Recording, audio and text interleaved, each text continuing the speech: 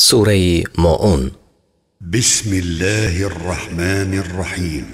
به نام خدای بخشاینده مهربان. ارأیت الذی یکذب بالدین، آیا آن را که روز جزا را دروغ می شمارد دیدی؟ فذلک الذی یدع الیتیم، او همان کسی است که یتیم را به اهانت یعنی خواری می راند.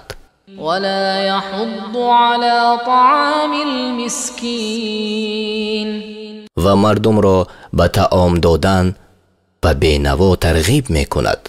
فویل للمصلین الذین هم عن صلاتهم ساهون، پس وای بر آن نمازگزارانی که در نماز خود سهلنگارند یعنی در غفلتند. الذين هم يراءون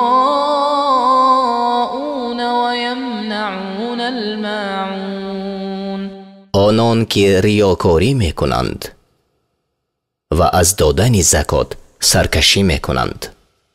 ماعونه را که کنایه از زکات دانستند در آیت 7 آن آمده است.